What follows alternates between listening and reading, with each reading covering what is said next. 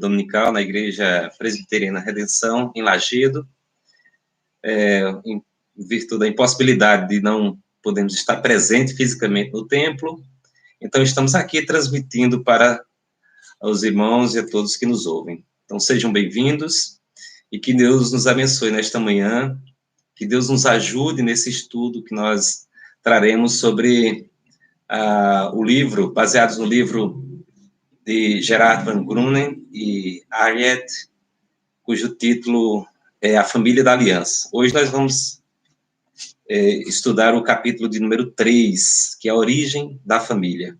Então, você é convidado a acompanhar comigo e fazermos esse estudo. Sejam bem-vindos, que Deus abençoe a todos. Eu quero solicitar que leiamos a palavra do Senhor no livro do Gênesis, primeira leitura, no capítulo 1, versículos 26 e 27. Então, façamos esta leitura do livro do Gênesis, no capítulo 1. Convido você a abrir a sua Bíblia, e então faremos esta leitura. Diz assim a palavra de Deus. Também disse Deus, façamos o homem, conforme a nossa imagem, conforme a nossa semelhança.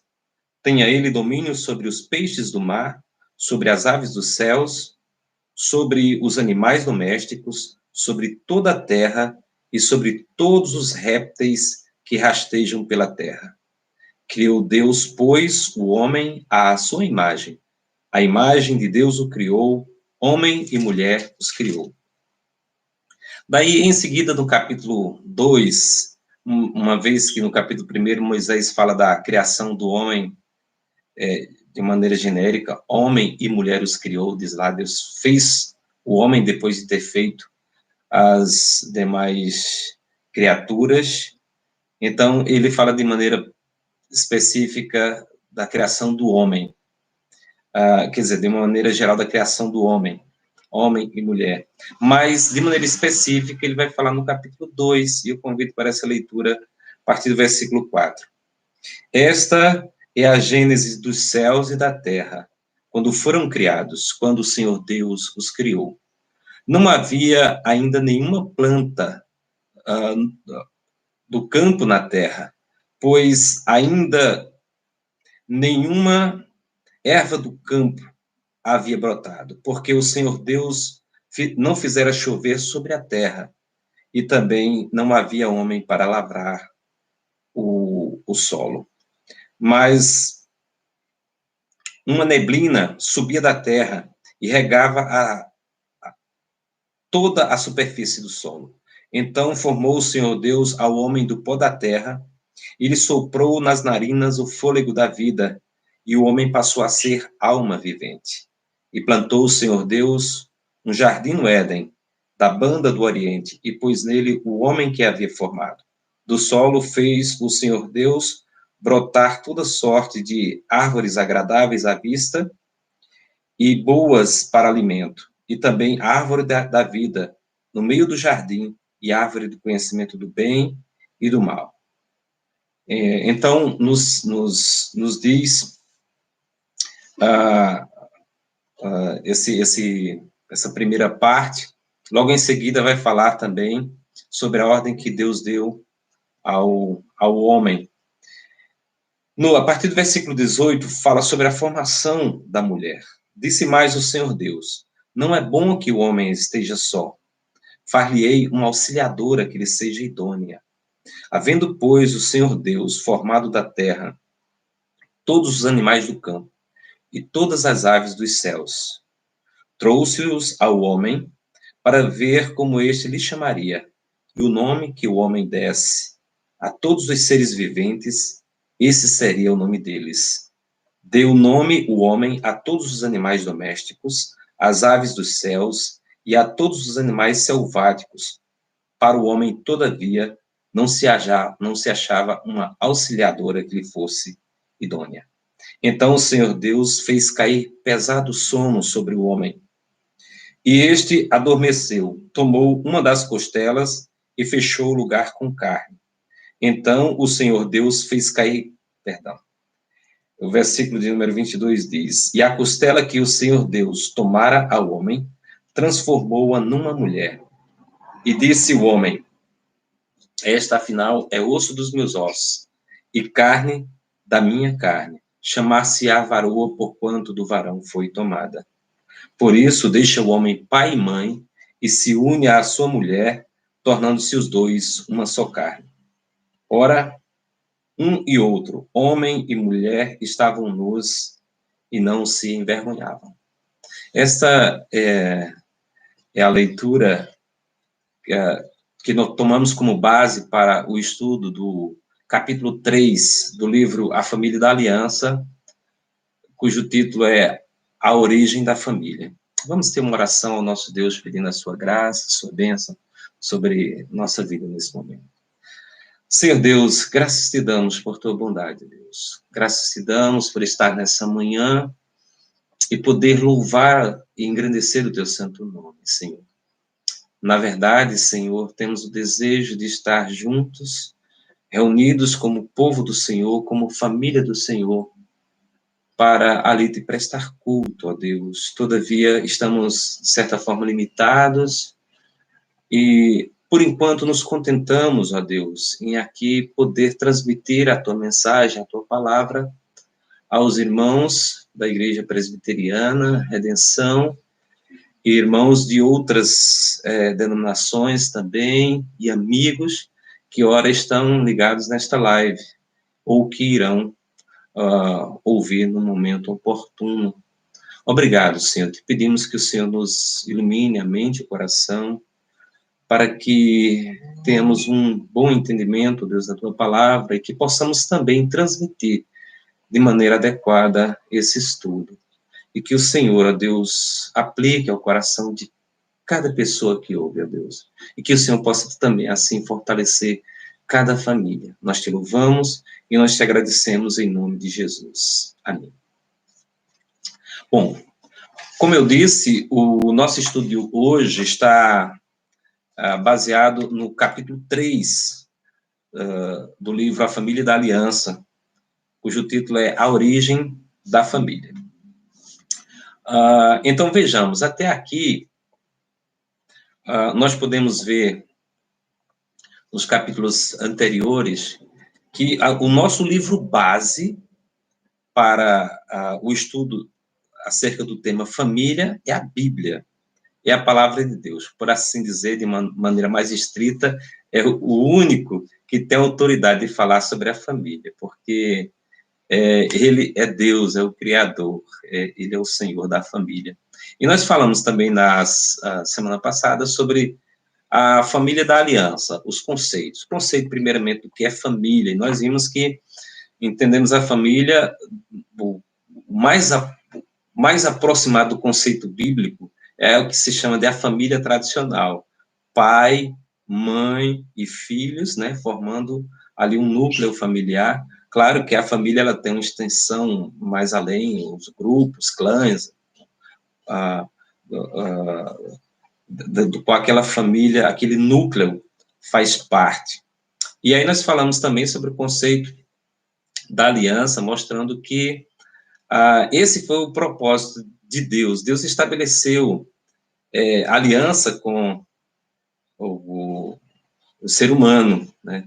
E Deus estabeleceu a aliança de maneira específica também com o seu povo, que ele elegeu, que ele escolheu em Cristo Jesus. E aí nós discorremos a semana passada sobre essa família da aliança no contexto do Velho Testamento e também falamos sobre a família da aliança no Novo Testamento.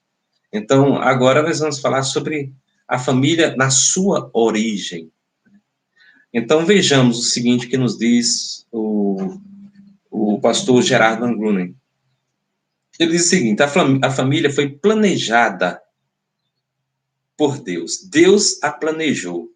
Deus a fez existir a partir de sua palavra.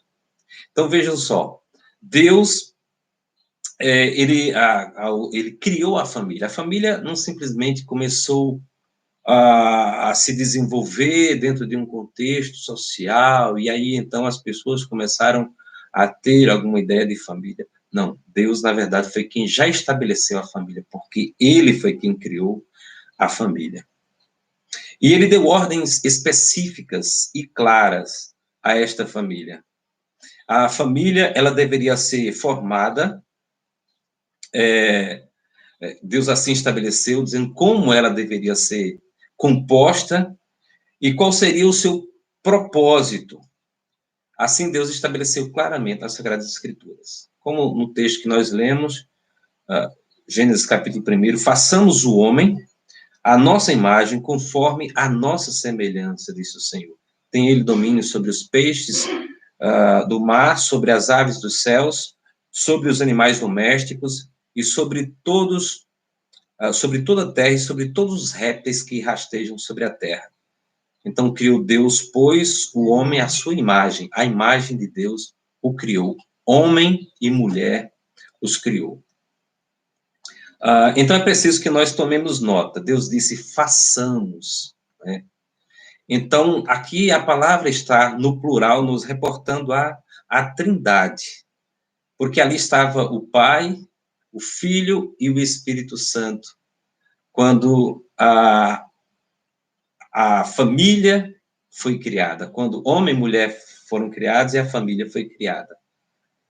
Nós vemos lá no livro de João, por exemplo, que fala de Jesus, né, o Filho, e que ele estava presente na criação, e todas as coisas foram criadas, né, foram feitas por intermédio dele, e sem ele, nada do que foi feito se fez. E nós vemos no livro do Gênesis, no capítulo 1, que fala sobre o Espírito Santo, né, que pairava sobre a face das águas. Então, desde o início da criação, né, o Espírito Santo, a palavra de Deus nos fala do Espírito Santo, da sua presença.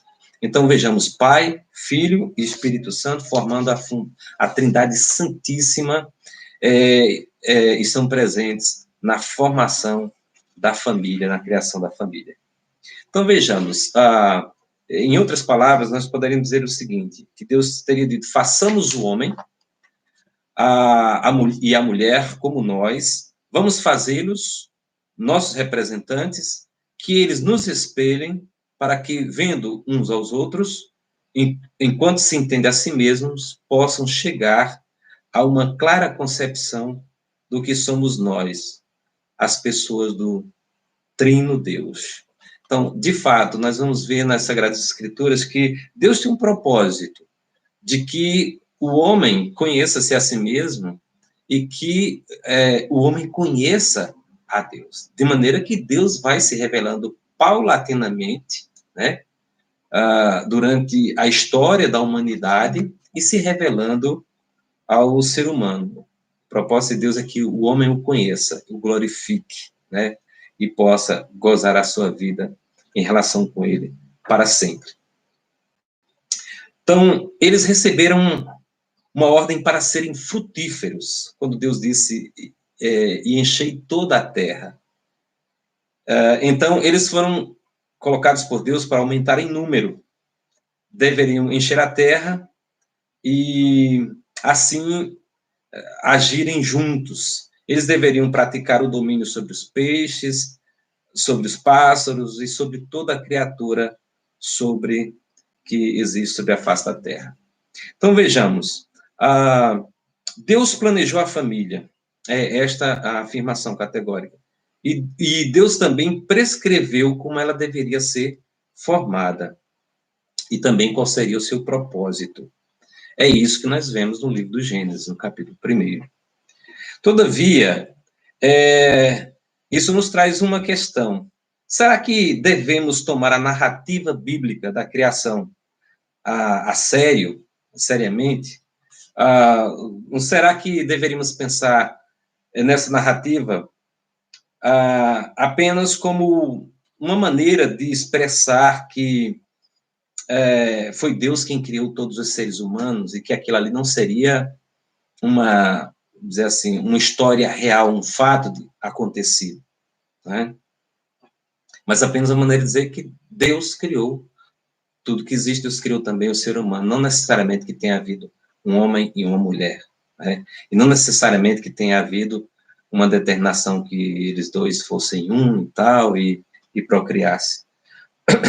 Ou então, como alguns também pensam, como um poema, que não deve ser, então, encarado literalmente, mas para aprendermos que, de alguma maneira, de algum modo, Deus se envolveu no exercício maravilhoso de colocar frente a frente, um ao outro, homem e mulher, como pessoas iguais, mesmo que com diferenças anatômicas e também diferentes papéis. Bom, pensam, né? Então seria apenas um poema, né? E não um fato.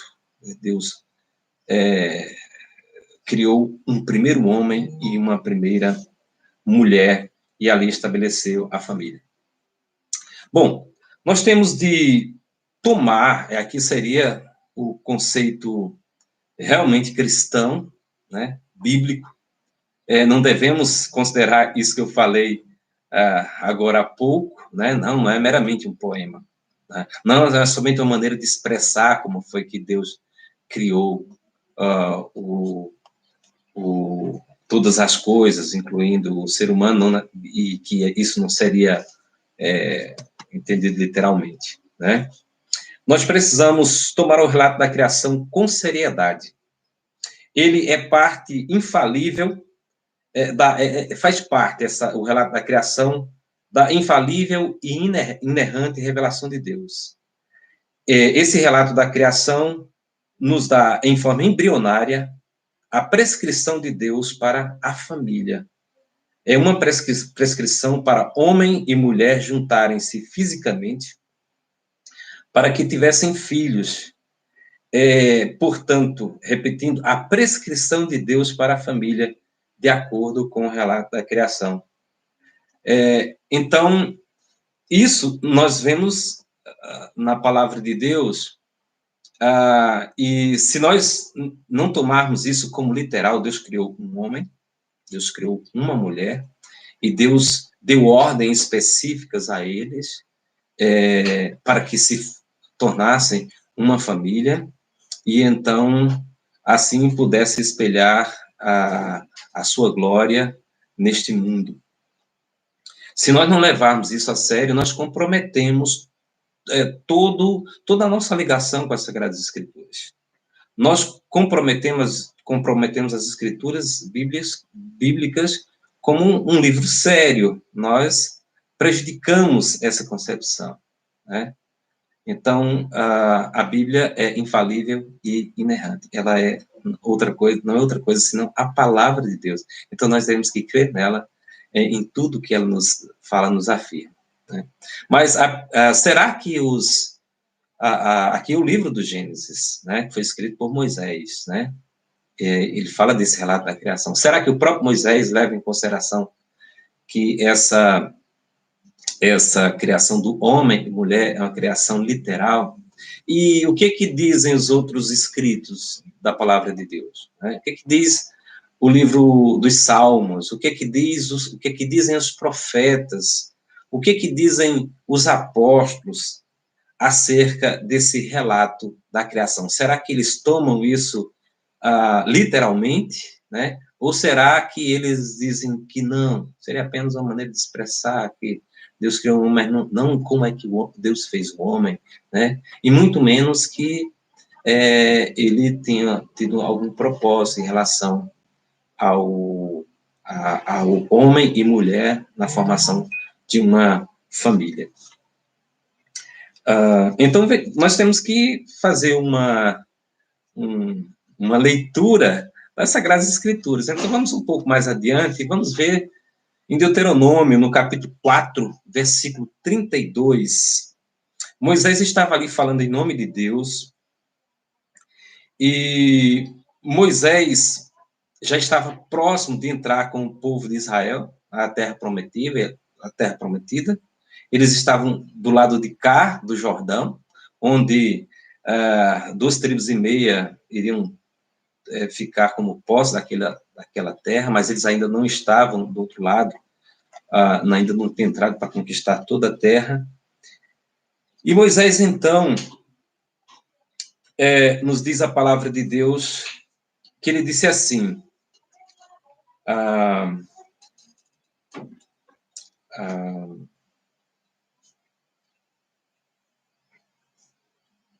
ele diz, agora, pois, pergunta aos tempos passados que te precederam, desde o dia em que Deus criou o homem sobre a terra, desde uma extremidade do céu à outra, se sucedeu jamais coisa tamanha como esta, ou se ouviu coisa como esta. Então, vejam só, Moisés estava se referindo a esse fato de que eles iriam passar para a Terra Prometida, ou seja, um povo grande e numeroso, e ele faz uma comparação, ele faz uma citação da criação, como dizendo que, referindo-se à criação como um fato, né, como está escrito lá no livro do Gênesis, como ele escreveu no livro do Gênesis, e que, igualmente, foi um fato maravilhoso, um fato grandioso, né, da criação, e que o fato também de Deus conduzir o povo de Israel, tirar da escravidão e conduzi-lo à terra prometida também tenha sido um fato grandioso, de sorte que seria marco, né, na vida, na história do povo de Israel. Então, Moisés não tinha dúvida alguma de que Deus criou homem e mulher, como ele relata no livro do Gênesis, exatamente. Mas aí nós vamos à parte das escrituras chamados escritos, né? Entre esses livros se encontram o livro de Jó, o livro dos Salmos, Provérbios, Eclesiastes, Cantares. E aí nós vamos nos ater ao que diz os Salmos. O Salmo 148, versículo 5, nos diz, louvem o nome do Senhor, pois ele mandou e foram criados. Ou seja, a referência aqui diz respeito aos versículos anteriores, que fala da criação de anjos, legiões celestes, sol, lua, estrelas brilhantes, e são chamados todos para louvar o nome do Senhor, porque ele os criou. Ou seja, o livro dos Salmos, né, não somente neste Salmo, mas em outros Salmos, nos falam sobre a criação de Deus, né, que Deus foi quem criou, né, e quando eles assim falam, eles falam reportando-se ao livro do Gênesis, que foi relatado por Moisés, como Deus criou, né, e com que propósito Deus criou todas as coisas, inclusive homem e mulher. Daí, nós vamos para o livro dos profetas, né, que é uma terceira divisão, né, do Velho Testamento. O que eles proclamam? O que eles dizem? Isaías, por exemplo, ele diz o seguinte, assim diz o Senhor Deus, que criou os céus e os estendeu, formou a terra e tudo quanto produz. Ele que dá fôlego de vida ao povo que nela está, e o Espírito aos que andam nela. Isso está em Isaías 42, capítulo 42. Isaías refere-se a Deus como o grande Criador, né? Para que as pessoas que estavam no exílio fossem confortadas ao saber que o Deus que criou todas as coisas é também o Deus que iria libertá-los ali daquele exílio, e que, assim como prometera, os faria entrar de novo e tomar posse de novo da sua terra. E ele continua e diz o seguinte, no capítulo 45, versículo 12, eu fiz a terra e criei nela o homem, as minhas mãos estenderam os céus e todos os seus exércitos, e a todos os seus exércitos dei as minhas ordens. Então, está aqui Isaías referindo-se e reportando-se, mais uma vez, ao livro do Gênesis, o relato do Gênesis, quando diz que eu criei o homem, né? Fiz a terra e criei nela o homem. Então, os profetas também criam, assim, tinham essa certeza de que Deus é, de fato, o Criador. O livro do Ezequiel, no capítulo 28, nos faz uma referência que há interpretações diferentes, referindo-se ao fato de Deus ter criado os querubins, né? Então, uma interpretação é que Deus criou Adão e Eva e os pôs no jardim do Éden, pois as palavras ali colocadas são as seguintes: perfeito eras nos teus caminhos desde o dia em que foste criado até que se achou em ti iniquidade. Né? Então Deus criou homem e mulher. Aqui esse livro está referindo-se à criação de Deus, né? Mas não somente isso, também estaria se referindo à própria queda do homem, no dia em que se achou iniquidade, enquanto eles estavam ali no jardim do Éden, criado por Deus.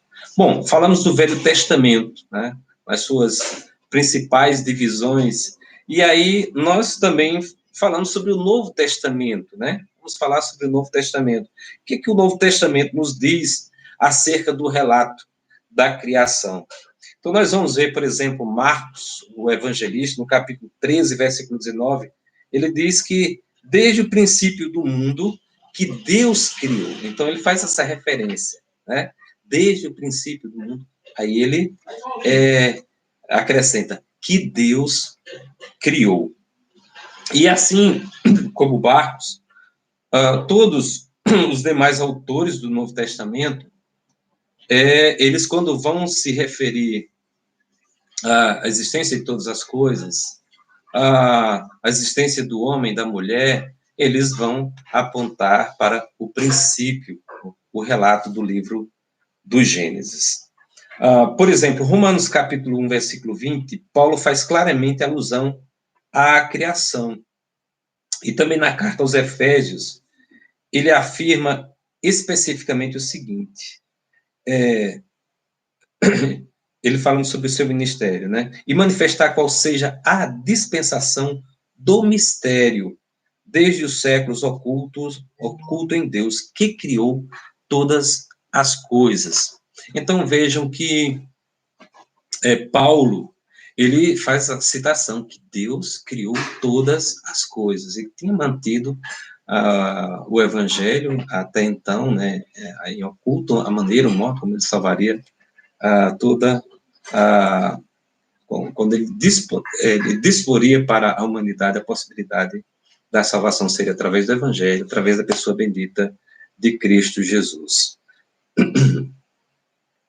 Bom, então, na carta aos Colossenses, o apóstolo Paulo diz: pois nele foram criadas todas as coisas, nos céus e sobre a terra, as visíveis e as invisíveis, sejam tronos, sejam soberanias, quer principados, quer potestades. Tudo foi criado por meio dele e para ele. Está lá, então, no capítulo 1, versículo 16, Paulo afirmando que todas as coisas foram criadas por meio dele e para ele. Ele diz, então, aqui, as coisas visíveis, as invisíveis, as autoridades, as soberanias, os principados, as potestades, tudo foi criado por ele. Bom, o que diz João no último livro da revelação de Deus? O livro do Apocalipse. Ele diz: tu és digno, Senhor, e Deus nosso, de receber a glória, a honra e o poder, porque todas as coisas tu criastes, sim, por causa da tua vontade, vieram a existir e foram criadas. Está em Apocalipse, capítulo 4, versículo 11. Então, João também não tinha nenhuma dúvida de que Deus criou todas as coisas, por isso que ele é digno de receber glória, honra e poder, pois por causa dele, da vontade dele, que todas as coisas vieram a existir, inclusive o homem e a mulher, a quem Deus fez de maneira especial, porque nenhuma das outras criaturas são portadoras da imagem e semelhança de Deus, né? Então Deus criou todas as coisas, inclusive o homem e a mulher, e instituiu o casamento e a família, ao homem e à mulher. Bom, essas passagens bíblicas que foram citadas e outras tantas nos deixam sem alternativa. Temos que crer na narrativa bíblica da criação, como ela é reportada na Bíblia, nas Sagradas Escrituras. Ela está inserida na trama da revelação que Deus nos deu. Quando Deus criou, a história começou, o tempo começou, o espaço foi criado, e quando o homem e a mulher, ou seja, foi quando o homem e a mulher, de acordo com a vontade de Deus, foram criados pelo poder de sua palavra. E aqui nós vamos ver o seguinte, né, quando reportando a João no capítulo 1, né, fala de Jesus como essa palavra eterna, né? Então, Pai, Filho, né, e Espírito Santo, porque o Espírito é o Espírito da vida, né? E o Espírito foi quem assim trouxe vida a tudo o que existe e a tudo que foi criado. Bom, quando nós fazemos uma leitura precisa, uma leitura com prudência, com respeito às Sagradas Escrituras, e nós chegamos a conclusões claras, clara acerca da criação de todas as coisas por Deus, e de maneira particular da criação do homem e da mulher, da formação da família. Isso nos deixa um tanto preocupados quando nós vemos certas pessoas, inclusive dentre elas muitas cristãs, que querem fazer uma conciliação entre a teoria da evolução e o relato bíblico de que Deus foi quem criou todas as coisas, né? Nós estamos comprometendo claramente as Sagradas Escrituras como um livro que merece credibilidade, se nós, então, afirmamos, como cristãos, que a teoria evolucionista está certa. Porque o que a teoria evolucionista afirma é o seguinte, que tudo que existe hoje existe a partir de um processo evolutivo de milhões e milhões, bilhões e bilhões de anos, até que todas as coisas chegassem a ser como hoje é, e ainda está num processo evolutivo, né? De sorte, então, que ficaria prejudicada esse relato bíblico de que Deus criou o homem já formado, né, completo, como um homem como nós somos hoje. E a mulher também, Deus já criou assim, dessa maneira, e não como um processo evolutivo, que antes eram alguma outra coisa, e aí, então, com uma evolução de bilhões e bilhões de anos, então, por sucessão ordinária e tal, vieram a ser, então, um ser como hoje somos, né? Então, compromete claramente o relato bíblico, né, de que Deus criou homem, Deus criou todas as coisas, já criou todas as coisas já prontas, e Deus, então, criou homem e mulher já prontos, já definidos. Não é um processo evolutivo de bilhões e bilhões de anos, né? Então, tem alguns que assim creem, que querem fazer essa relação, associar de alguma maneira, fazer uma conciliação entre o que a Bíblia diz, fala sobre Deus, e a teoria evolucionista. Esses são chamados evolucionistas teístas, né? Ou seja, evolucionistas que creem em Deus, né? Alguns creem que existe um Deus, e não necessariamente Deus da Bíblia, e outros evolucionistas teístas creem que existe um Deus, e um Deus conforme a Bíblia relata, né? Então, seriam, por assim dizer, crentes, né?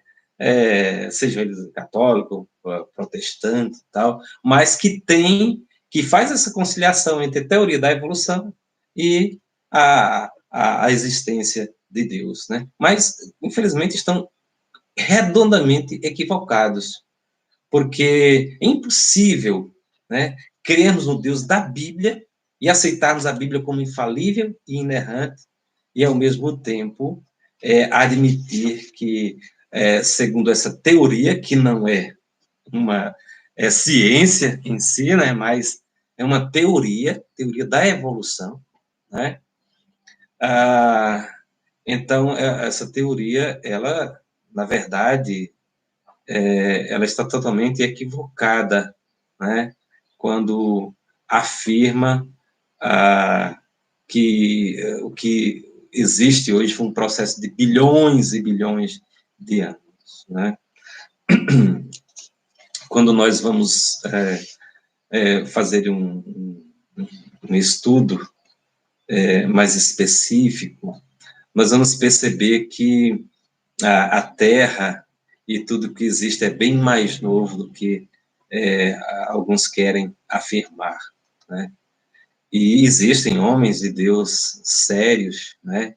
Existem não somente homens crentes, né, que faz a afirmação que existe um Criador, né?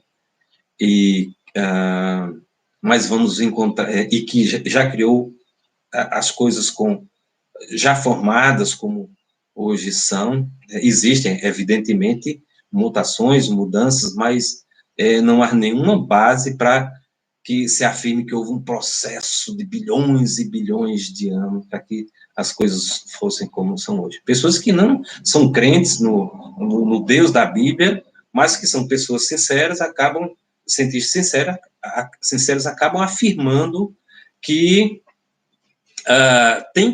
esse mundo tem que ter um criador, né? Tem que ter um ser que o fez, né?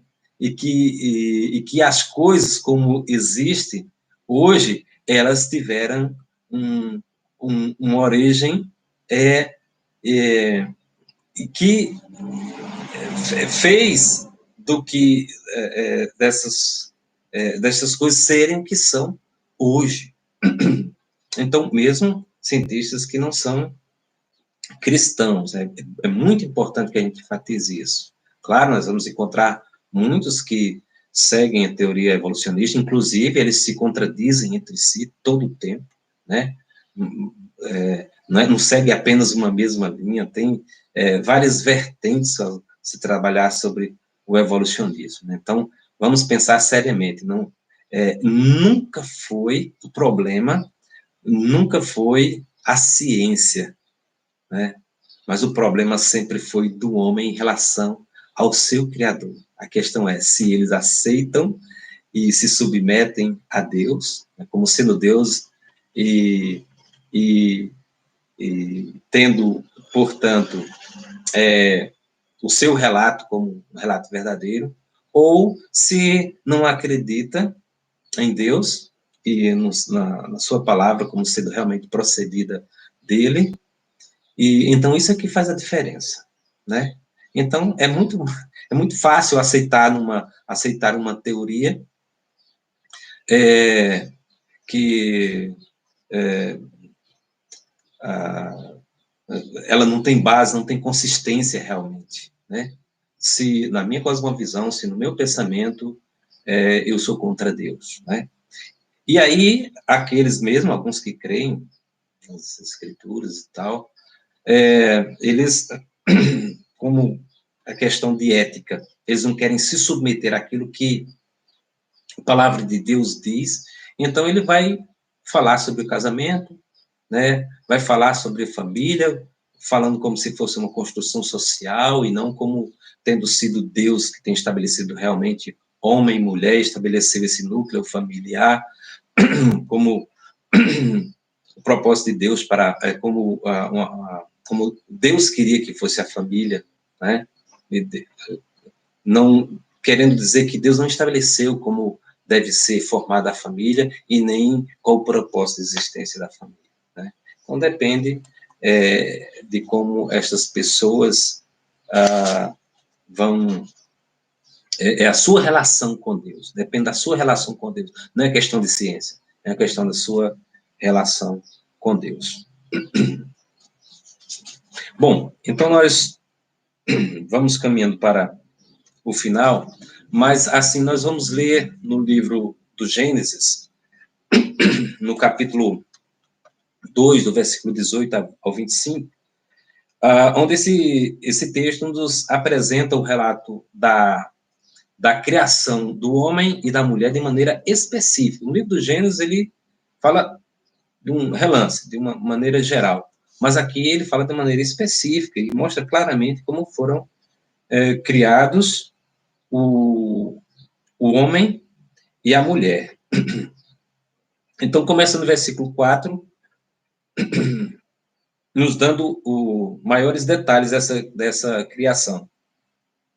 Lemos que o Senhor criou o homem do pó da terra e soprou em suas narinas o sopro de vida, o fôlego de vida. E o homem se tornou um ser vivente, nos diz o texto. Né? Aqui, a palavra homem não se refere à humanidade em geral, como lá no capítulo 1. Deus criou o homem. Aí diz, homem e mulher os criou. Ali o homem refere-se à humanidade, de maneira geral. Né? Aqui está referindo-se ao macho. Né? Deus criou o homem. Né? O macho soprou nele, no fôlego, nas suas narinas, o fôlego de vida. Adão foi criado primeiro. O texto nos conta que, logo em seguida, que depois de Deus ter feito Adão, que Deus disse que não era bom para o homem estar só no Éden, né? Deus percebeu isso, né? E Adão também entendeu que não era bom para ele estar só. Adão viu que não havia um outro ser ali que pudesse ser como ele, né? Que pudesse ser idôneo. Mais adiante a gente vai falar sobre essa questão da palavra ser idôneo, criado por Deus, no caso, a mulher, né? Mas a verdade é que Adão não viu e Deus entendeu que não era bom que ele estivesse só. Então, do corpo de Adão, Deus tirou uma costela. E dessa costela, ele formou a mulher. Então, aquele homem pôde dizer à sua mulher, esta, afinal, é osso dos meus ossos e carne da minha carne. Ou seja, homem e mulher são idênticos em ossos e medula, mas ambos também são portadores da imagem de Deus. Quando Deus fez o homem, o fez à sua imagem e semelhança. Deus criou a humanidade à sua imagem e semelhança. E aqui, homem primeiro criado, e depois a mulher, ambos são a imagem e semelhança de Deus. O homem deve unir-se à sua mulher, é isso que Deus faz a explicação, né? Eles seriam os dois uma só carne. Eles iriam também governar sobre toda a criação, mas de maneira mais específica, Adão e Eva deveriam ser servos de Deus, espelhá-lo, porque eles eram a sua imagem e semelhança, e representá-lo no jardim real do mundo, criado por Deus. Né? Então, nós vemos ali já o propósito de Deus criar homem e mulher, o propósito de Deus estabelecer a família, para que este homem e mulher espelhassem Deus, né? Fossem seus representantes. Então, de maneira aqui particular, referindo-nos aos homens, né? Deus criou particularmente o homem e os homens, e Deus deu a responsabilidade para que estabeleça e inicie o relacionamento do casamento. Deus disse, deixará o homem pai e mãe, e se unirá à sua mulher, e será os dois uma só carne. Então, Deus dá uma ordem ao macho, ao homem. Então, é um dever, é uma responsabilidade, né? do homem, então, ter essa iniciativa de criar, de estabelecer uma família através do casamento. E aqui é muito importante quando a Bíblia diz que serão os dois uma só carne. Aqui nós temos que nos reportar à união entre a Trindade, Pai, Filho e Espírito Santo. Há um vínculo de amor e de vida, né, nessa Santíssima Trindade, né, essas três pessoas da triunidade de Deus. Assim também, o homem que Deus criou, né, Deus também quis estabelecer com ele um vínculo de amor e de vida. E Deus quer que neste casamento e nesta família existe também um vínculo de amor e de vida, né? O aspecto mais básico desse relacionamento familiar é através do vínculo de vida e amor entre ambos. Isso espelhando aquilo que existe na Trindade, um vínculo de vida e amor. E, portanto, é um vínculo para nunca ser quebrado. Não deve o homem quebrar esse vínculo.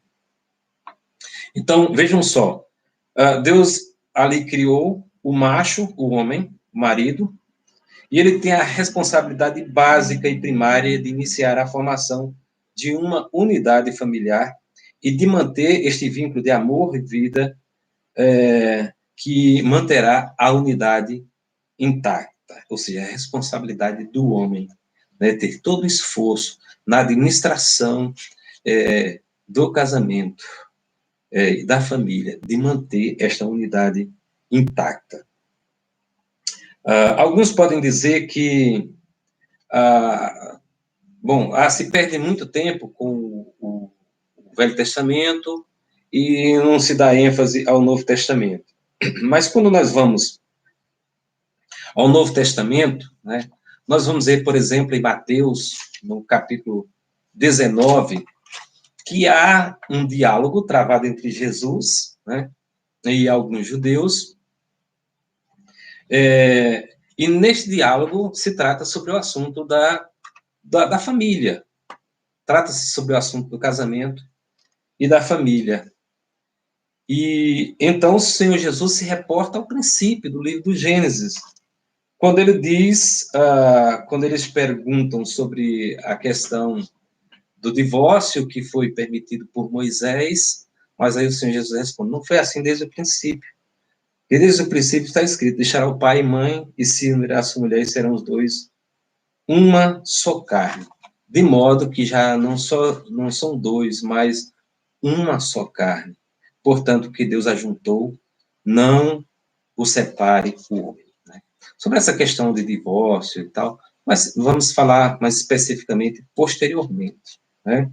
Mas o importante aqui é o seguinte, assim como existe um vínculo de cumplicidade eterna entre as três pessoas da divindade, assim também deve haver esse conceito de perpetuidade nesta relação homem e mulher que Deus criou, né? E que devem ser evitados todos os esforços para que não se quebre, para que não se desfaça essa unidade. Não separe o homem aquilo que Deus uniu.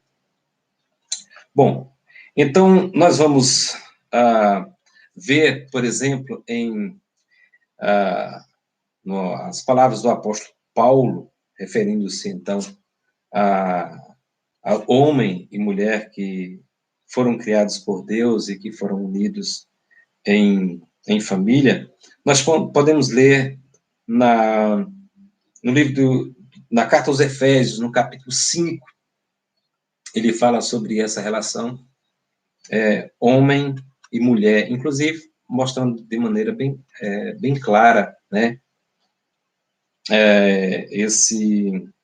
essa responsabilidade, né, dando instruções específicas quanto ao papel do homem e da mulher, né, na unidade familiar e como eles deveriam, então, se relacionar. Nós vemos também em Colossenses, no capítulo 3, que ele diz a mesma coisa com outras palavras. Então, vemos que nos seus escritos, Paulo indicou claramente que casamento e família são absolutamente básicos mesmo na igreja, né?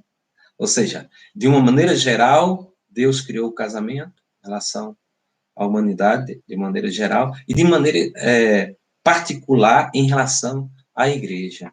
Na primeira carta a Timóteo, no capítulo 3, Paulo, ao falar sobre os líderes da igreja, ele diz que esses líderes, eles devem ser marido de uma só mulher e que criem seus filhos sobre disciplina, na demonstração do Senhor. Então, Paulo não tinha nenhuma dúvida absolutamente que Deus foi quem criou o homem e a mulher, né? Já criou-os prontos, né? E Deus foi quem estabeleceu a família, e Deus tem um propósito particular, um propósito específico em relação a essa família. Portanto, terminando agora o nosso estudo, chegando à conclusão, e nós partiremos para o capítulo 4, o casamento é uma aliança, né? Mas, chegando a essa conclusão desse capítulo 3, a origem da família, dizendo o quanto somos gratos a Deus, né, por ele saber o que estava fazendo quando criou a família. Quando ele, o Trino Deus, disse, façamos o homem e a mulher, e que eles sejam uma só carne e frutifiquem, né? Como cristãos, louvamos a Deus por nos abençoar nisso, pois quando ele abençoou, ele deu o poder, a habilidade e o desejo para o homem e a mulher serem marido e esposa e serem pais, formando então uma família. Ele não só deu o desejo, ele deu a habilidade, a autoridade e o amor para que a família pudesse existir. Portanto, louvado seja Deus por ser o criador da família e quem prescreveu o padrão e o modelo para ela. Então, nós temos este padrão e este modelo nas Sagradas Escrituras, a Bíblia, Velho e do Novo Testamento. Então, nós convidamos você, meu irmão e minha irmã, para se aprofundar ainda mais no que diz as Escrituras sobre a formação da família e sobre o propósito de Deus para a família, né? E convidamos também você, meu amigo, que ouve esta mensagem, que possa também apegar-se a esse padrão que foi estabelecido por Deus, e você verá que diferença isso fará na sua vida como um todo, não somente no seu núcleo familiar, com respeito ao seu núcleo familiar. Que Deus lhe abençoe. Bom, encerrando esta live, e nós então faremos a oração, né, encerraremos com a bênção. Mas eu gostaria de falar sobre as pessoas da nossa igreja, né, que aniversariam nesta semana. Nós temos, semana passada, né, uma vez que não citamos, a nossa irmã Andréia, né, que tem acompanhado também as lives, ela aniversariou dia 15. No dia 18, aniversariou nossa pequena Amélia, né, a filha do casal Diandra e Jonas, aniversariou 2 aninhos, né? Graças a Deus pela vida da Amélia, que Deus continue abençoando-a, né? E no dia 19, hoje, né? Hoje, no Alto São Francisco, nós temos o nosso irmãozinho Wellington, filho da nossa irmã Ana, e o nosso irmão Jefferson, né? Então, queremos agradecer certamente os irmãos devem estar ouvindo, e queremos agradecer a Deus pela vida do nosso irmãozinho Elison, que faz 6 anos de idade. Esta semana nós temos a nossa irmã Daine, dia 23, né? Filha dos nossos irmãos Edivaldo e Edivânia Venâncio. Dia 24, nós temos o nosso irmão Zenaldo, né? Que também está aniversariando. E dia 24 também, nosso irmão Luan, lá de Jurema, né? Da filha de Rinalva, né? Luan, que Deus esteja abençoando, então, a sua vida. Nós teremos, então, oração pelas famílias, né? E oração especialmente pelos nossos idosos, oração pelos autoridades, governantes do nosso país, para que tenham sabedoria para administrar essa problemática que nós estamos vivendo, que é do coronavírus, né? Que Deus dê sabedoria, que as medidas tomadas agora, essas mudanças de ministério, que elas não sejam prejudiciais, mas que, de alguma maneira, o Senhor possa conduzir estes homens para que nosso país vá bem, né? E oramos também pelo mundo. Vamos orar ao nosso Deus. Oremos juntos. Senhor, graças te damos por tua bondade e misericórdia para conosco nessa manhã. Muito obrigado pela oportunidade que temos de meditar e estudar a tua palavra. Obrigado, Deus, que o Senhor nos ajude na sequência desses estudos e que nos clareie o entendimento, Deus, e que seja útil para a nossa vida, especialmente para a família, ó Deus, dentro do contexto da sociedade, da igreja da sociedade. Que seja bênção, ó Deus, que nós possamos olhar o relato da tua palavra sobre a família de maneira séria. Nós possamos encarar a família de maneira séria, Deus, não conforme conceitos engenhosamente criados pelos homens, ó Deus, mas conforme aquilo que nós encontramos como conceito da tua palavra, Deus. Senhor, que o Senhor nos ajude, que o Senhor nos abençoe, que o Senhor fortaleça muitas famílias, as famílias dos que nos ouvem, ó Deus, nesta hora, ó Deus, que o Senhor possa abençoá-los, não importa quais sejam as dificuldades que estejam passando, Senhor, mas que o Senhor possa fortalecer, ó Deus, estas famílias, que o Senhor ouça o clamor do coração, seja do homem, da mulher, ou da mulher, seja o coração dos filhos, ó Deus, quanto à sua família, que o Senhor possa ter misericórdia, ó Deus, e ajudá-los nesse momento, Senhor. Abençoe, ó Deus, os nossos familiares como um todo, ó Pai, nesse período.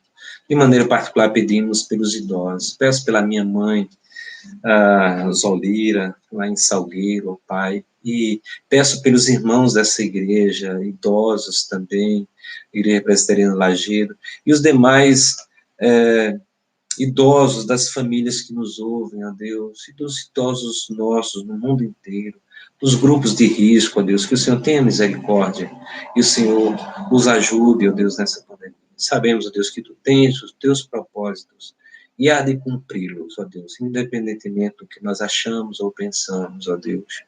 Mas nós sabemos, ó Deus, que o teu propósito é santo, sábio, justo, ó Deus, seja bendito o teu nome, Pai. Nós te pedimos ajuda aos nossos governantes, dê sabedoria a eles, ó Deus, nesse momento. E os governantes do mundo inteiro também, Senhor. Ó Deus, que a tua palavra prevaleça nesses dias, ó Deus. Que os homens sejam despertados, ó Deus, para aquilo que o Senhor nos ensina, Pai, especialmente sobre a vinda de Jesus, especialmente sobre o juízo que o Senhor estabelecerá sobre a humanidade, que haja advertência, ó Deus, e que cada um possa consertar os seus caminhos com a tua graça, com a ação do teu Espírito. Muito obrigado, nós te louvamos e te agradecemos em nome de Jesus. Amém. Muito obrigado, que Deus nos abençoe. Até a noite, às 7h30, nós estaremos reunidos, mais uma vez nós estaremos transmitindo uma outra live e trazendo a mensagem do Senhor. Que Deus abençoe a todos. Que o Senhor te abençoe e te guarde. O Senhor faça resplandecer o seu rosto sobre ti e tenha misericórdia de ti. O Senhor sobre ti levante o seu rosto e te dê a paz. Amém.